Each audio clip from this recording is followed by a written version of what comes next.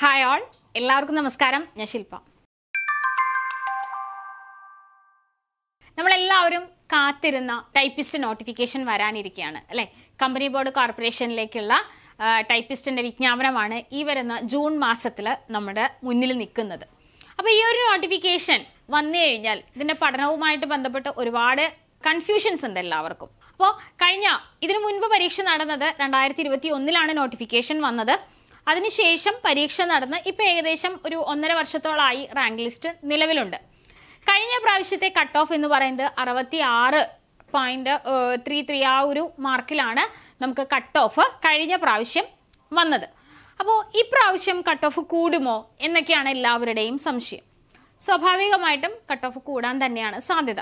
കാരണം പഴയ സിലബസ് പ്രകാരം ഈ ഒരു കമ്പനി ബോർഡ് വരാൻ പോകുന്ന പരീക്ഷയ്ക്ക് കട്ട് ഓഫ് കൂടുമോ എന്നാണ് എല്ലാവരുടെയും ടെൻഷൻ അല്ലേ.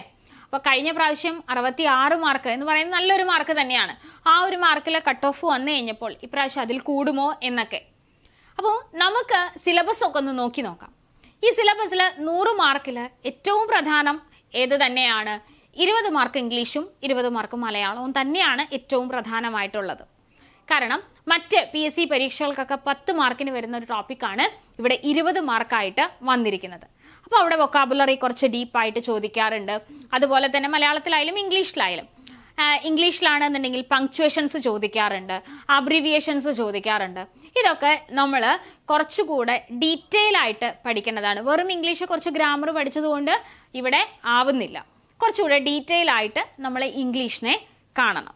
അബ്രിവിയേഷൻസ് ഒന്നും സാധാരണ LDC പോലുള്ള പരീക്ഷകൾക്കൊന്നും ചോദിക്കാറില്ല അല്ലേ. അപ്പോൾ ഇവിടെ അങ്ങനത്തെ പ്രത്യേകം എടുത്തു പറഞ്ഞിട്ടുള്ള കാര്യങ്ങളുണ്ട്.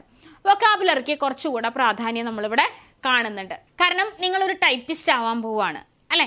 അപ്പോൾ അവിടെ സ്പെൽ ചെക്ക് എന്ന് പറയുന്ന കാര്യം വളരെ ഡീറ്റെയിൽ ആയിട്ട് തന്നെ നിങ്ങൾ ശ്രദ്ധിക്കേണ്ട കാര്യമാണ്. അപ്പം അതുകൊണ്ട് വൊക്കാബുലറി ടോപ്പിക്ക് വളരെ ഡീറ്റെയിൽ ആയിട്ട് തന്നെ നമ്മളിവിടെ പഠിക്കണം.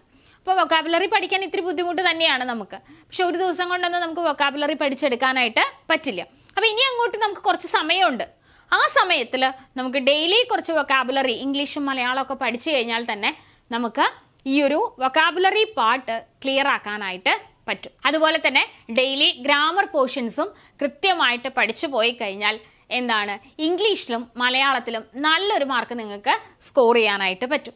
അതായത് നമുക്ക് എപ്പോഴും ഏതൊരു എക്സാമിനും മാർക്ക് സ്കോർ ചെയ്യാൻ പറ്റുന്ന കുറച്ച് ഏരിയകളുണ്ട് അല്ലേ. ഇവിടെ നമുക്ക് ഏറ്റവും മാർക്ക് സ്കോർ ചെയ്യാൻ പറ്റുന്ന ഏരിയ ഇംഗ്ലീഷും മലയാളവും തന്നെയാണ്.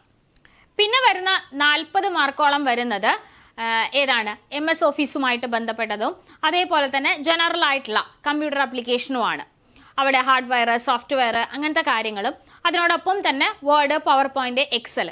അപ്പോൾ നമുക്ക് കുറച്ചുകൂടെ അഡ്വാൻസ്ഡ് ആയിട്ടുള്ള ക്വസ്റ്റ്യൻസ് ഒക്കെ നമ്മളിവിടെ പ്രതീക്ഷിക്കുന്നുണ്ട്. കാരണം നമ്മുടെ സിലബസിൽ 2007 എന്നാണ് ഇതുവരെ പറഞ്ഞിരുന്നത് അല്ലേ.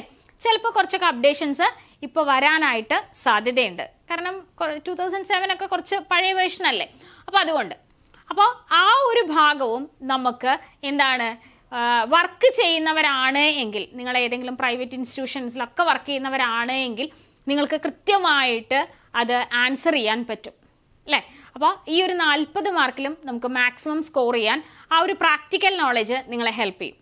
പിന്നത്തെ ഒരു 10 മാർക്ക് ടൈപ്പ് റൈറ്ററുമായിട്ട് ബന്ധപ്പെട്ടതാണ്. അത് ചിലർക്കൊക്കെ ഭയങ്കര കൺഫ്യൂഷനാണ്. കാരണം അധികം ടൈപ്പ് റൈറ്റിംഗ് മെഷീനുമായിട്ട് പരിചയമില്ലാത്തവർക്ക് കുറച്ച് കൺഫ്യൂഷനാണ്. അങ്ങനെ പഠിച്ചിട്ടില്ല എന്നൊക്കെ പറയുന്നവരുണ്ട്. പക്ഷേ അവിടെ നമുക്ക് എന്താണ്, നമ്മുടെ കോമ്പറ്റേറ്റീവ് ക്രാക്കറിലെ ക്ലാസ്സുകൾ ഡെമോൺസ്ട്രേറ്റഡ് ക്ലാസ്സുകളാണ്. ടൈപ്പ് റൈറ്റിംഗ് മെഷീൻ വെച്ചുകൊണ്ട് ഡെമോൺസ്ട്രേറ്റ് ചെയ്ത് വരുന്ന ക്ലാസ്സുകളാണ്. അപ്പോൾ അവിടെയും നമുക്ക് ക്രാക്ക് ചെയ്യാനായിട്ട് പറ്റും. പിന്നെ വരുന്ന 10 മാർക്ക് എവിടെയാണ്, GK കറണ്ട് അഫെയർ ആണ്. അവിടെയും നമുക്ക് ഡീറ്റെയിൽ ആയിട്ടൊന്നും പഠിക്കാനില്ല. ഹിസ്റ്ററി കുറച്ചുണ്ട്, ജോഗ്രഫി ഉണ്ട്, അതുപോലെ തന്നെ എക്കണോമിക്സ് ഉണ്ട്, കറണ്ട് അഫെയർ ഉണ്ട് അല്ലേ. ഇത്രയും ടോപ്പിക്കുകളാണ് നമുക്ക് നോക്കാനുള്ളത്. അപ്പോൾ ഈ ഒരു ടോപ്പിക്കുകളെ നല്ല രീതിയിൽ അറിഞ്ഞ് അവയ്ക്ക് വേണ്ട പ്രാധാന്യം കൊടുത്തുകൊണ്ട് മുന്നോട്ട് പോയി കഴിഞ്ഞാൽ ഈ ഒരു എക്സാമിൻ്റെ കട്ട് ഓഫ് നിങ്ങൾക്ക് ക്ലിയർ ചെയ്യാനായിട്ട് പറ്റും. ഓക്കെ, അപ്പോൾ എവിടെയാണ് നമ്മൾ ആദ്യം പഠിച്ചു തുടങ്ങേണ്ടത്?